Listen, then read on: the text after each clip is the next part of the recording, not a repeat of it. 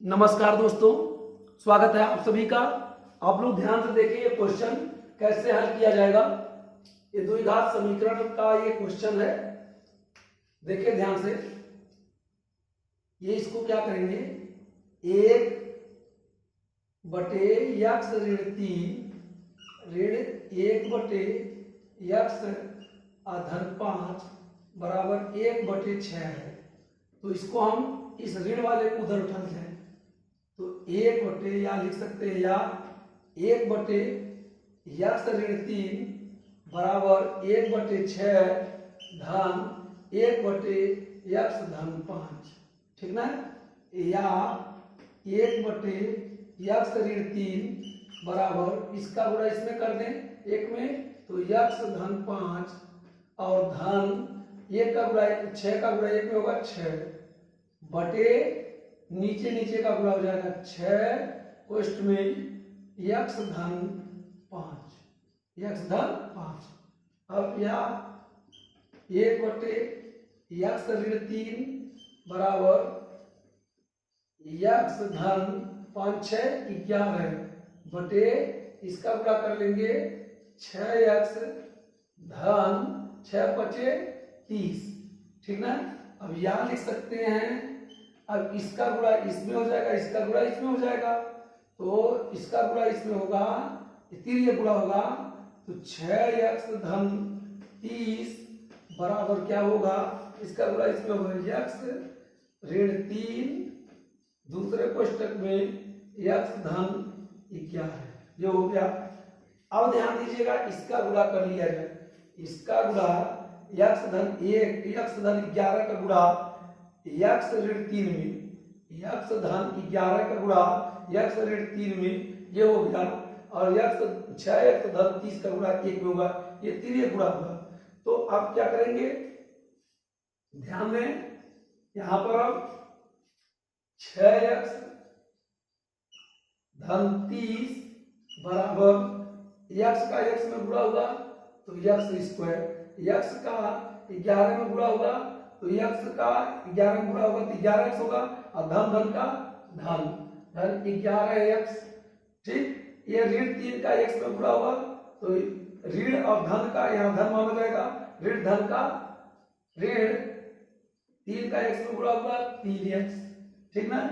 और 3 का गुणा इसमें होगा तो ऋण धन का ऋण 11×3=33। अब 6x धन 30 बराबर x² और इसमें से निकल जाएगा तो 8×3 क्या होता है, तो 8x ऋण 33। अब क्या करेंगे, इधर उठा लाएंगे, 6 का x² धन 8x ऋण 33 बराबर 6x धन 30, इस तरह से कर लेंगे। अब क्या करेंगे, इस x को इधर लाएंगे, x² धन 8x ऋण 6x, ये आएगा तो इधर ऋणात्मक हो जाएगा बराबर 30, और ये आएगा उधर तो धन 33। अब देखें ध्यान से, x² इसमें से निकल जाएगा तो ऋण धन 2x बचेगा, 8x में 6x गया धन 2x बराबर ये 63 आ गया, ठीक ना। अब क्या आएगा, 3 हो गया, 6 3 3 6। अब x² धन 2x ऋण 63 बराबर 0। अब ये द्विघात समीकरण बन गया। अब ये क्या बन गया, द्विघात समीकरण बन गया। इसको हल कर लेंगे, कैसे हल करेंगे, यहाँ 1 छिपा हुआ है, 1 का गुणा 63 में होगा तो 1 × 63 बराबर 63। अब 63 का ऐसा गुणनखंड करेंगे कि इस x के गुणा के बराबर आना चाहिए उसका अंतर या योग, जैसे 9 × 7 तो 9 7 63। अब 9 में से 7 जाए तो 2 आ जाएगा, यहाँ 2 है, इसलिए यही 9 ऋण 7 लिख देंगे।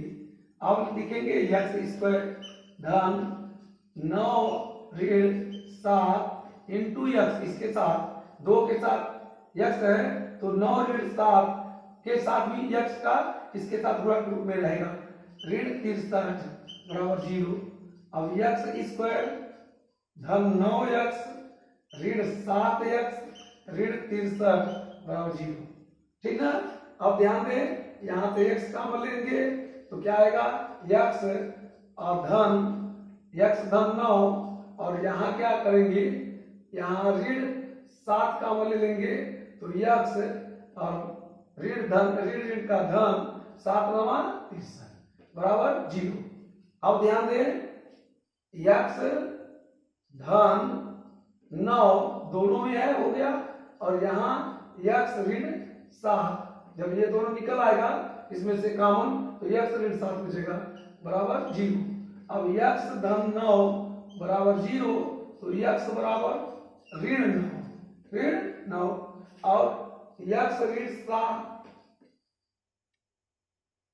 बराबर यक्स ऋण 7 बराबर 0 तो यक्स बराबर 7। यही आंसर हो जाएगा। आंसर क्या आएगा, आंसर आएगा एक आएगा ऋण 9 और एक आएगा 7, ठीक ना। ये जो है समीकरण है हल हो चुका। इसका मान आएगा कितना, ऋण 9 और 7, ऋण 9 और 7। क्या करेंगे, इसका गुणा इसमें इसका गुणा इसमें कर सकते हैं या इसको उठा जाए इधर तो इसको हम क्या किए यहाँ उधर लाए इधर, और इसको हल कर लेंगे, हल करते जाएंगे, इसको इधर से हल करते जाएंगे या उसके बाद ये जब हो गया तो इसको हम इस रूप में बना लेंगे, ठीक ना। इसका बराबर ये इसका गुणा कर लिया गया, गुणा करके रख लिया गया, हल करते जाएंगे x का मान 7 आएगा, x का मान ऋण 9 आएगा, ठीक है। इस तरह से ये त्रिपदी हो जाता है, ठीक है। यहाँ जब द्विघात समीकरण बन जाएगा तो ये त्रिपदी गुणनखंड हो जाता है और त्रिपदी गुणनखंड को हम हल करते हैं तो जो ये यहाँ पर जैसे 2 है और इसका गुणनखंड करेंगे 63 का 1 में तो 63 के अंदर 63 हो गया, 1 गुणे 63 और 63 का ऐसा गुणनखंड करेंगे कि उसका योग या अंतर ये 2 के बराबर आना चाहिए, इस x के गुणा के बराबर। तो हम 7 9 63 तो 9 गुणे 7 तो 9 में से 7 जा 2 ये आ रहा है, इसलिए 2 के बराबर हो गया 9 ऋण 7, 9 ऋण 7। इस तरह से क्वेश्चन हल हुआ। आप लोगों को ये वीडियो अच्छा लगे, समझ में आया हो तो आप लोग लाइक करें, सब्सक्राइब करें। धन्यवाद।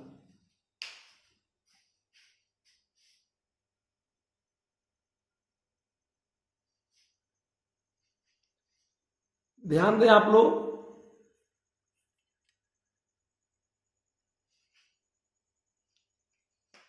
ये यहां पर ये नीचे कट रहा है। अब यहां ध्यान दीजिएगा, इसको यहां देख लीजिए आप लोग, इसको कैसे हल करेंगे ध्यान दें। यक्स धन 9 बराबर 0 ये अलग अलग हो जाएगा, यक्स धन 9 बराबर 0 तो यक्स बराबर ऋण 9 और यक्स ऋण 7 बराबर 0 तो यक्स बराबर 7 आएगा, ठीक ना। आंसर क्या आ गया, ये ऋण 9 और 7, ठीक ना। यहाँ नीचे कट रहा था इसलिए ऊपर हम आपको यहाँ से बता दिए, ठीक ना।